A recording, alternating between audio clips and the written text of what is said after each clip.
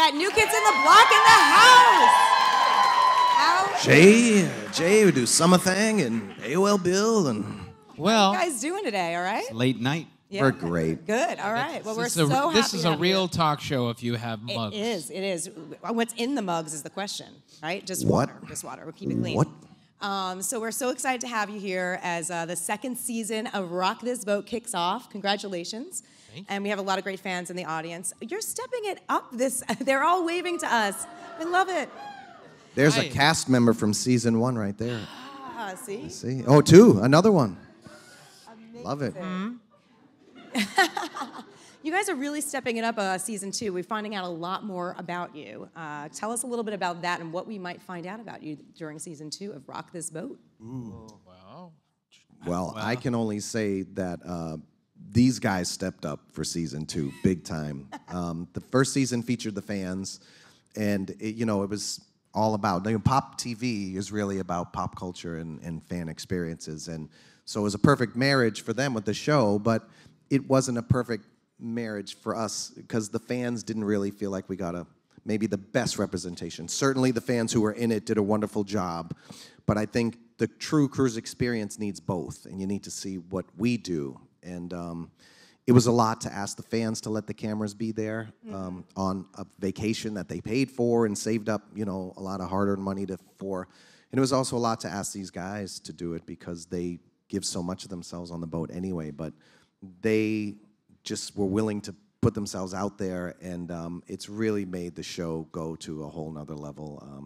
Seeing all the amazing, hysterical stuff these guys did, and I'm just blown away and really grateful to them and to the fans for giving us a second chance to do it again and take it to another level. Yeah, second chance. I mean, you guys were, on hiatus or whatever for 15 years, and then coming back in the groove 2007, 2008, and you're still at it. I mean, it's pretty amazing after all this time. It definitely is amazing. We believe in second chances. Yeah, and now it's kind of like we've been together this time around longer than the first time around, and it's the gift that keeps on giving. We want to keep giving back to the fans, and I think a lot of bands don't benefit from the experiences because it's hard to stay together. People want to do their own thing or they break up for whatever reason, but we benefit from being together and having that experience and what works for us, what works for the fans. And we just kind of have a good balance, and we know how special it is, so we don't want to mess it up. Well, what comes through is like the camaraderie amongst all of you, and then like there's a moment in episode 1, Jordan, where you're like, "I'm writing Coach. That's how I roll," right? I mean, so it's you guys are real to the who you are, and beyond that, that really comes through in the show for sure. Can you talk a little bit about the fans and how long they've been around for so long and how much they mean to you, because that's what the show's about. I mean, obviously, without the fans, there wouldn't be us. I mean, that's a given. I guess we've kind of come to see our fans as our friends and our main supporters, and we want to be able to connect with them and not just see them as just people that pay for tickets or buy our records or whatever. We want to even through social media we've gotten to know them personally, and like you said on the show, instead of me flying up in first class, I'd rather be back with the fans and to be able to do this experience together. That's the whole thing. We're kind of on a journey together, and it's cool. Now we see at our meet and greets, our fans will come in and they'll show us pictures, like almost like before and after pictures, like pictures of us, like taking a picture of 30 years ago, and it's a teenage me and it's a 12-year-old them, you know what I mean? And then they showed me a picture from a year ago, and it's like, wow, this is how long we've been doing this together, and we're just kind of growing and going through this journey together, and that's how we look at it. This year, Donna, you brought Jenny on board to the boat, right? What did she think about the cruise?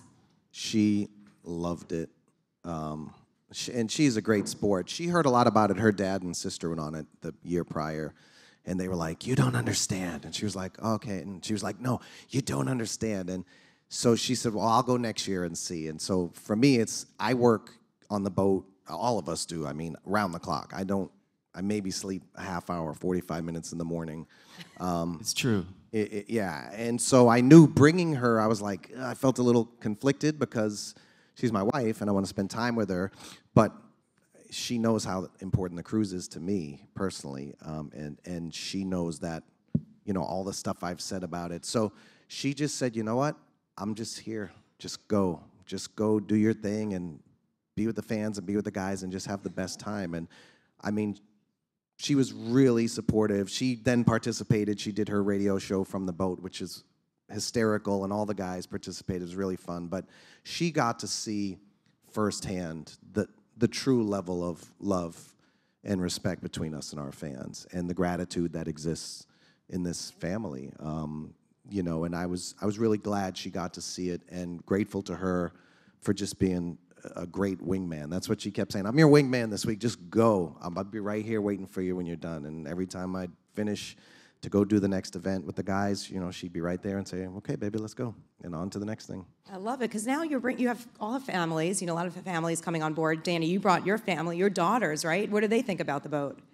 Well, they've been on a few, so they know what to expect. And this past cruise was a little different because they're older, so the time they went to bed was a little later. So I just don't want to be the dad that ends up on YouTube doing something crazy. So that's kind of the only thing I need to worry about. They have a blast. They've been on a bunch of them, and my dad goes with me too. He's been on all the cruises. So it's a family event for me, but then I get to still party and hang out with these guys. Yeah, and John, I saw that you made a longtime friend who was a fan, which is pretty cool. I'm sure a lot of people in the audience would like to befriend all you guys. Yes. Yeah, I mean, that's really just the power of social media and just the power of our fans. Just really, there's Ellen. There's Ellen right there when New Kids Part 1, like, we used to sneak away and go, like, rowboating in Central Park and stuff, and, it's just, our fans are the greatest. It's really, we're blessed. So what are the craziest things a fan has done for you, with you? Why? You don't want to say? You don't want to say? You want stock answer 1, 2, or 3? Yeah, 3. We really, I think there's a famous story of Joey walking into his hotel room, and there were some schoolgirls in Korea in his room in the bathroom waiting. But really, it's. I ran out screaming, by the way. Yeah. I mean, what's crazy? What's crazy? It's all good. You know what I mean? It's all good. It's all their expression. And if they're happy with us, if they're frustrated with us, if they're a little aggressive with us, if they're pushy, grabby, whatever, give us whatever it is, that's their expression, and they have a right to that. And it's like we're all crazy. I mean, we're a mirror reflection of each other. You know what I mean? They look when they say to us, "You guys helped me through these hard times." No, we really didn't. You did it, and we just were a little assistant. You did all the work. But when you wake up in the morning and you look for inspiration, or you look for something, or you look for something you connect with, you go to what you want to see and what you see about yourself, and that's our relationship. When I want a little, love that, or a little reconnect, I'll just pop on Twitter and just see all this love that just is constantly pouring our way, and we try to give it back as much as possible. And they see in us the youth and exuberance and love and respect that we see in them when we look out. It's just like mirror reflections. So nothing's crazy. Nothing's crazy. I like it. This summer, you're going back to a place that you went to when you were really young. You're going to Brooklyn, to Coney Island, where you shot one of your first video. Whoa. Brooklyn. Yeah, Brooklyn. Brooklyn in the house? Yeah. That was, I remember, I'm pretty sure it was the first trip.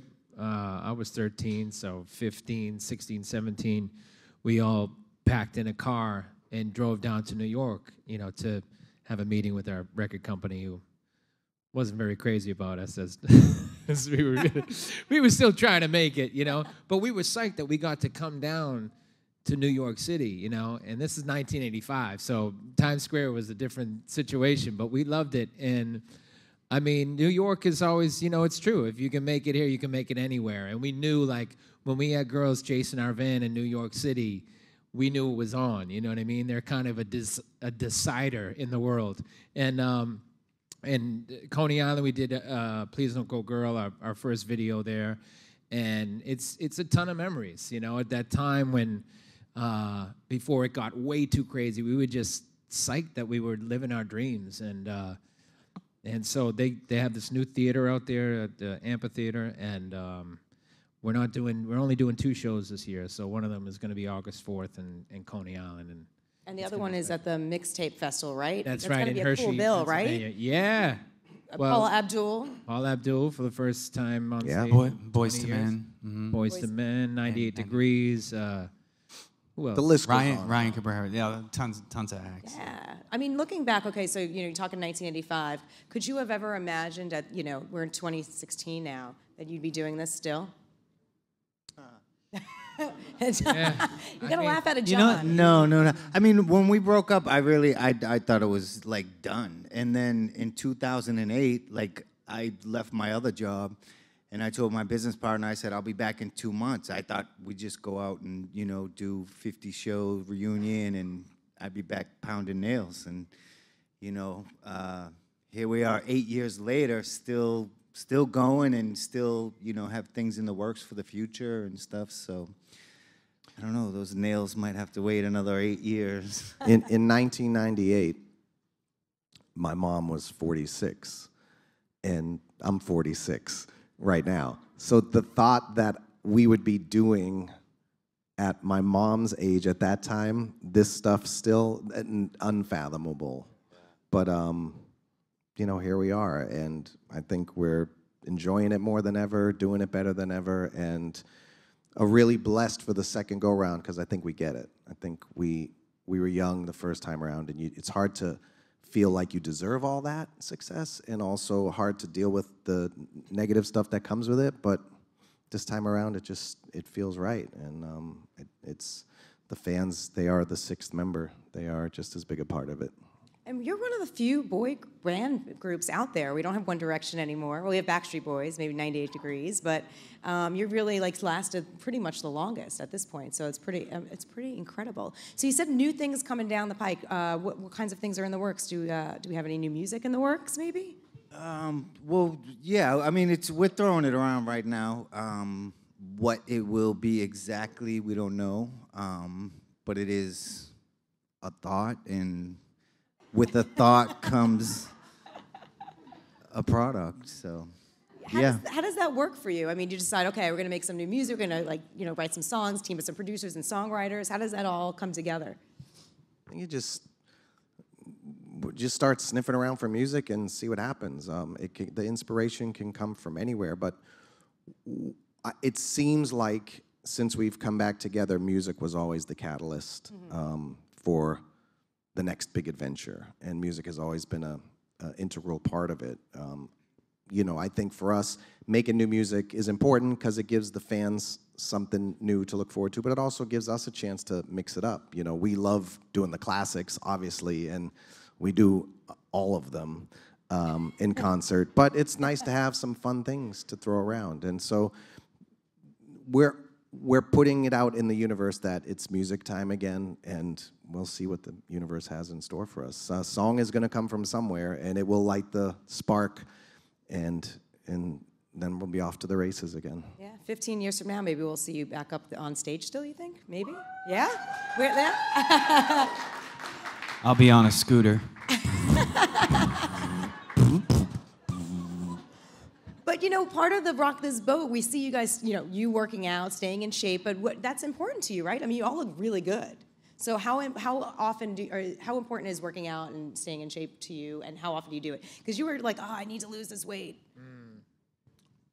Yeah, I mean, there's no better inspiration than, you know, maybe wanting to take your shirt off in front of thousands of people every night, you know what I mean? But I think, just overall in life in general, you want to stay in good shape, and I think we're, as a whole, getting more conscious about, you know, what we put in our bodies and how we spend our time and staying in shape. But right? So, No, you're right there. You're right there, Joe. We expected Jordan showing off his shirt in concert at this point, so so it's part of the gig. It's fun. No, it's fun. I mean, like Joe said, we want to stay in shape just to be able to do a good show, not just to look good. We want to stay healthy. We want to be able to give a lot of energy. We want to be able to hit that dance move, that type of thing. We want to be able to do 50 shows, in 2 months, and have a busy schedule. So we want to look after ourselves. Joe, I saw your son. He's a singer. He's talented.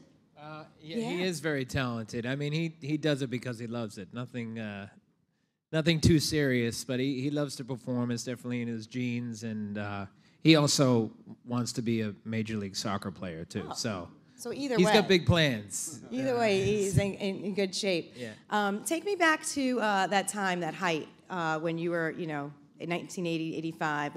What did you learn? What was the most powerful, memorable thing during that time for you guys? Wow. Yeah, because your first record didn't hit right away, and then your second album came out, and then it started surfacing, and then people started like, oh wait, these guys had another album out. Did you think? I mean, there was like a lull in between. I think we were just having fun, though. Yeah. I think we dared to dream, in a time and place where most people didn't. We grew up very humble beginnings, and all of us had tons of siblings, and we're on the younger end of the food chain in our homes. And to say you have a dream that you want to pursue, it's not an easy thing to do when you grow up in a city like Boston in the early '80s. I mean, you could get hit with a brick for that kind of talk. I'm serious.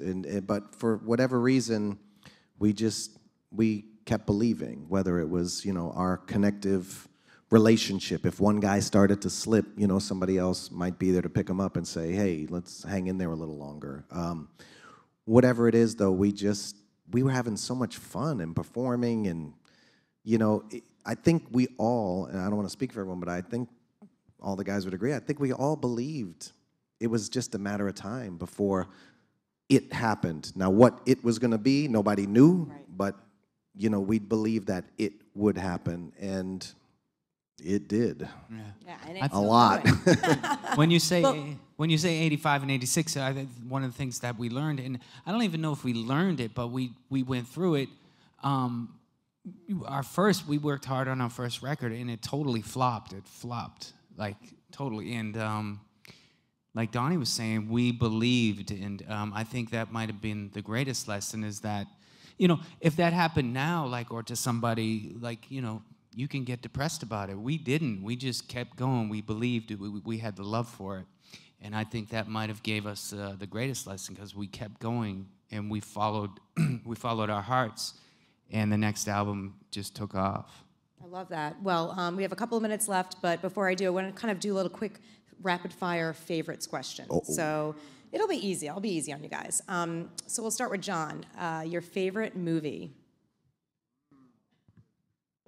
Oh, no. Okay. I like so many things. I think that's I travel the country and I'm like, I'm going to live here, I'm going to live here, I'm going to live here. I don't really have favorites. All right. But I like a good movie, Okay. not a dumb, action adventure. It has to make me, feel emotion. And a good emotional movie that I can walk away and say, wow. Yeah. There's so many of them. One of them. Eat, Pray, Love. Okay. All right. I mean, come on, Danny. I said I like to Now cry. to the action guy. That's the first one that came to mind, but just a good, Okay. some All right. substance. I don't want to waste 2 hours watching things blowing up, Yeah. We got Eat, Pray, Love. Danny. What? Favorite movie? I can't wait to hear this. Go ahead, Danny. All-time movie, probably The Godfather Part 2. Nice. All right. Yeah, that's probably my favorite. Because to see Robert De Niro, speaking Italian the whole movie, it's pretty amazing. So that's probably my favorite. I love it. What about you, Donnie? Oh man. He's like, did they come to me? I'm gonna go to my all-time movie, but in my adulthood, I'm all just documentary Dawn. Okay. I'm just documentary Dawn. Like I saw Okay. Sherpa a week ago. I don't know if anybody saw that. It's so good. Just documentaries are awesome. But if I got to go to an all-time favorite, I'll go with Scarface. Nice. All right, Joe, you're up next. You're on deck. It's a tough one, but I go with Lawrence of Arabia. Nice. All right. Big All right, Joe. Jordan. It's a good one. You've had the most time. You know what? It's a toss-up. Dancing with Wolves and Braveheart. Big time. All right. Well, I know it's time for audience question Q&A, but I'm going to take a couple more seconds to do another one. Favorite show on Netflix or whatever you're watching now? I have not. No. I should No, skip this is you. the truth. I I have not watched TV in probably 3 months, Okay. and it's a good thing. Okay, before that. I'm watching Rock This Boat, but Rock this boat. no, I don't know what's current right now. I don't watch TV. I'm so busy doing other things. Oh, good answer. Okay. Danny, do you watch Arrested Development. Nice. Love that. Rock This Boat, but course. when I'm not watching Rock This Boat, The Bachelor and The Bachelorette Bachelorette. and Bachelor in Paradise. It's really sick. There's been enough news about it. I don't want to talk about it right now. But I did cry. I always cry when I watch The Bachelor. But I cried on Joey's dance in Rock This Boat in last night's episode. I cried. Very touching. I cried. It was. I feel like a snob when I say that, but I don't watch a lot of TV. Kind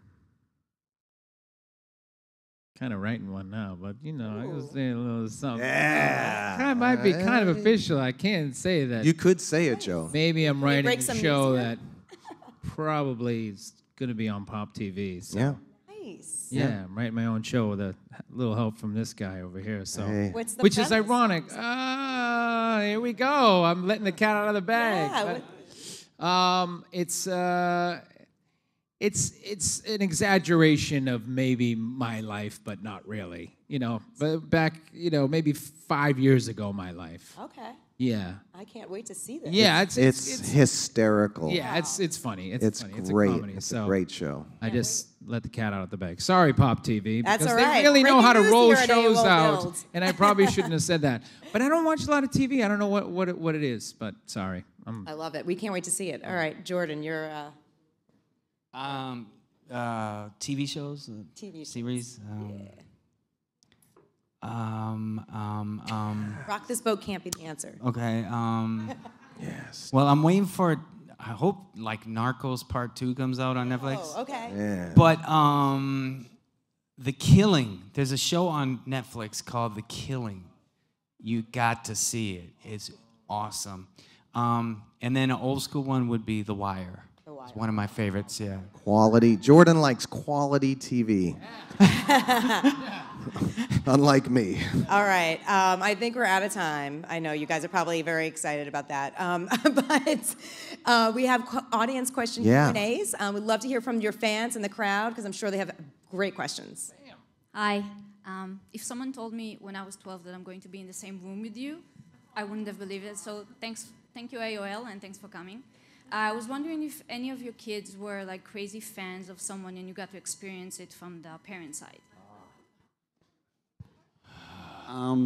I have 2 teenage daughters, so I had to take them to a Justin Bieber concert. This was maybe 2 or 3 years ago, but honestly, they got to the concert excited, and then they kind of were like, oh, he's not really doing what you guys do. Like no, honestly, one of them fell asleep. And the other one was like, that really wanted to see him, was like, okay, Dad, we can go now. I was like, all right, cool. I think they just kind of got used to the kind of show that we put on, and we really try to connect with the audience throughout the show. And, we're out there singing and dancing and entertaining, and they're used to that now. You left out the part that one of your daughters was has switched guy in the New Kids that she's been obsessed with. So that might have jaded her opinion of Justin Bieber a little bit. Yeah. She's obsessed with No, Joe first, then you, and then John, and now it's been Jordan taking his shirt off. Of course, that's why you got to stay in shape. I caught her at one of our shows filming Jordan taking his shirt off. It was pretty disturbing. Yeah. Wow. Okay. That's it. Next. Another question. My name is Michelle. So when your last album came out, 10, I had just been diagnosed with an ALS-related disorder. And it was very hard and very difficult. And you know, you're getting a deep state when your whole life changes. And your album took me out of it. And I was in the hospital, and I had to do a couple of things before they would let me go. And I was like, all right. And the first couple of times it didn't work out. And then I put the iPad on, and I had my headphones, and I did it all. And it was because of you guys. And I know you hear this a lot, but thank you for what you guys do to get us through those rough moments in our lives. I know you guys hear about it a lot and acknowledge it, but it really did mean a lot, and that's why I did this T-shirt. I had my sister design it, because this is my heartbeat, because you guys are keeping me going. So thank you. So nice. That's amazing. And please know I'm not correcting your journey. I really, you did it. You did it.